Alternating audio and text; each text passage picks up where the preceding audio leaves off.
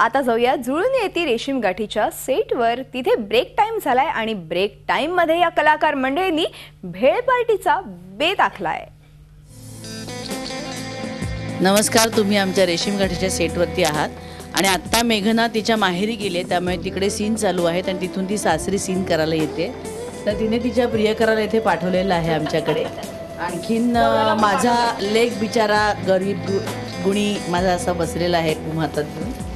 आणि तरी हा आदित्यही खूप चांगला आहे. मी चिरलेले कांदे टोमॅटो ह्याच्यात टाकते. त्यामुळे मेघना किती भाग्यवान आहे तुमच्या लक्षात येत असेल की माझा मुलगाही कधीतरी तिच्यासाठी स्वयंपाक करून ठेवतो आणि तिचा प्रियकरी उत्तम भेळ बनवतो. तर हे आमचा असा टाईमपास चालू असतो जेव्हा आम्हाला काम नसतं तेव्हा. आणि असं खूप वेळा असतं, मेघनाचे आणि आदित्यचे सीन चालू असतात तेव्हा आम्हाला काहीही काम नसतं, आम्ही असंच बसलेलो असतो. मग आम्ही आमची पाककला आम्ही इथे दाखवतो आणि घरी जे आम्हाला करायला मिळत नाही ते इथे सेटवर करतो. आणि मधुगंधा घरी खूप काम करते, खूप स्वयंपाक घरात असते, म्हणून तिला आम्ही बसून खायला घालतो.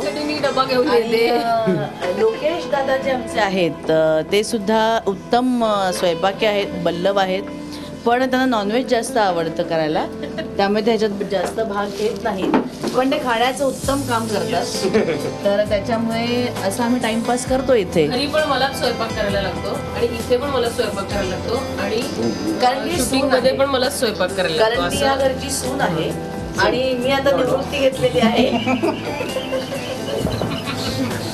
त्यात थोडंसं लसूण पाहिजे मीठ मीठ मीठ टाका मीठ.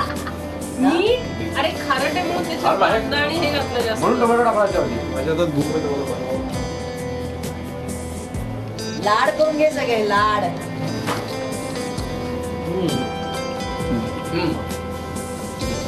लाड नेहमी एकाचे होतात. लाड माझ्या नवऱ्याला अन्याय होतो नेहमी असं मी म्हणते माईला. तो मोठा आहे, समंजस आहे. लवकर आहे. आणि आत्ता काय आहे की नेमके अशा वेळी खाणारे तोंड वाढतात. हिचं सध्या डाएट चालू आहे, त्यामुळे तेवढंच मिळणार आहे. त्यामुळे तिला एवढं देते. माझी अर्चना, माझी लेक, पण ती सध्या खूप बिझी आहे, त्याच्यामुळे ती जास्त आमच्याबरोबर नसते, तिला बोलायलाही वेळ नसतो आमच्याबरोबर. तर सध्या मेकअप काढून हा आनंद असतो तेव्हा सकाळपासून तुम्ही येता, सकाळपासून येतो, दुपारी येता आणि एकच सीन करता आणि पळायचं असतं. बघा बघा ह्यांची तोंड बघा. तुझ्या आधी माझं बॅकअप झालं पण मी खायला ठरलोय बघ तुम्ही किती खायला. नाही माझ्यासाठी मग? नाही, जसं आता शुकन्या ताईने सांगितलं तसं या मेघनाचा प्रियकर पण तिच्यासाठी एवढं करतो, नवरा पण करतो, पण तिचं कर्म असं आहे की ती जाऊन तिकडे शूटिंग करते आणि आम्ही एवढं सगळं करतोय ते आम्हीच खातोय शूटिंग.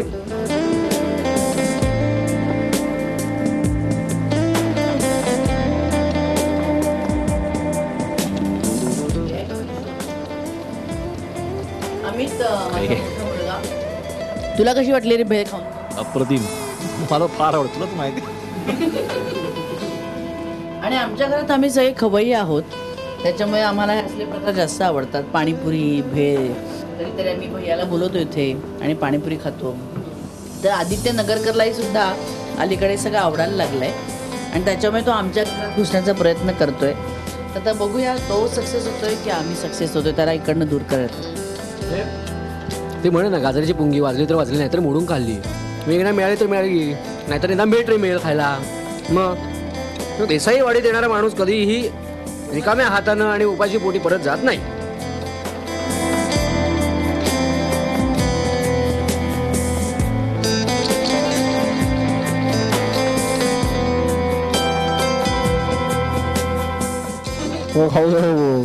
त्याला खाणं आणि झोप अतिशय प्रिय आहेत आणि मुली. हे खरं आहे. आणि सध्या त्याला हे माहिती आहे की तरुण वर्गात, आमच्यासारख्या प्रौढ वर्गात तो खूपच पॉप्युलर आहे आणि त्याला चांगलं माहिती आहे. नाही, मला काहीच माहित नाही.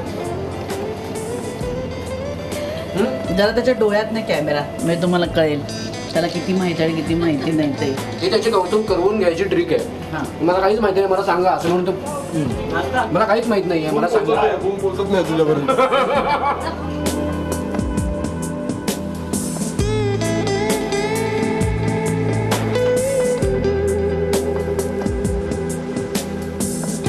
आणि मध्ये मध्ये आम्ही खातो, मध्ये मध्ये आम्ही झोपतो, मध्ये मध्ये आम्ही मस्ती करतो,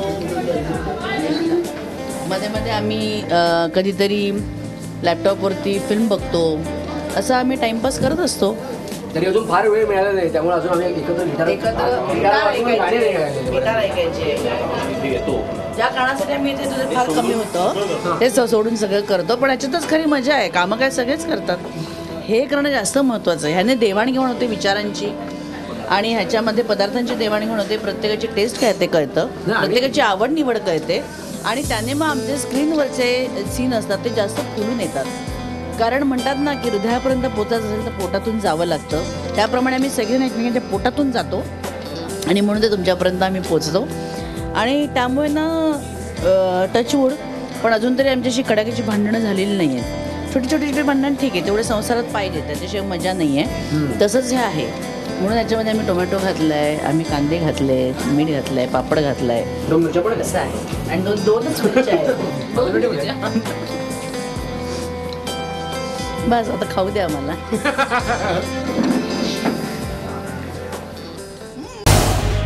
झी 24 तास रहा एक पाऊल पुढे.